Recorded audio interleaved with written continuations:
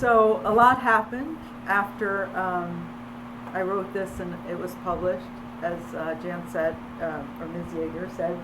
I got 200 comments on, it was on the wall of the New York Times. Getting a personal essay published in the New York Times is hard and is a big deal, and I was very pleased about that. And they cut off the comments. I don't know why, they must have a limit. But I was flooded with emails at home. I'm easy to find online. I have a website business. I do website design. And so my box was flooded. And I got phone calls from people from my hometown. It was so freeing. It was so freeing. And then I started looking up the other boys. And one, I had trouble finding him because I always knew him by one name that he went by. Was a nickname, but he hadn't gone by that name in years, so I'd forgotten his real name. And I did find him though by his last name, and I sent private messages. I didn't see the point in making it public. I think I was scared, you know.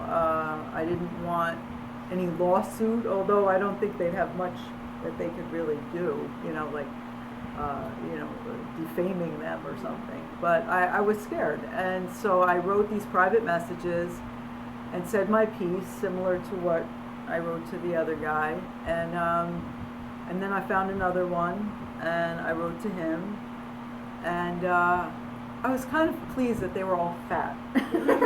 They'd all looked terrible, and I was healthy and fit, you know, and they looked like they all drank too much beer or something.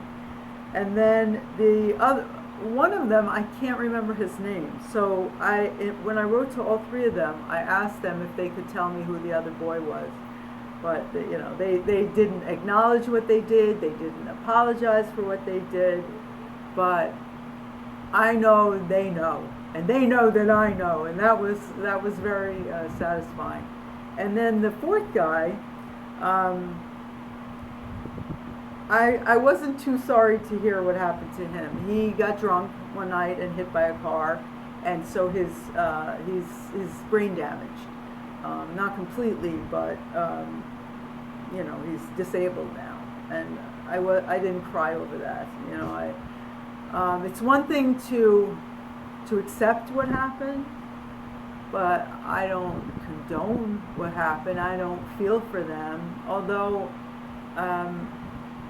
a lot of people, like I said, a lot of people from my hometown got in touch with me, and one of them brought me a yearbook. I had ended up leaving high school.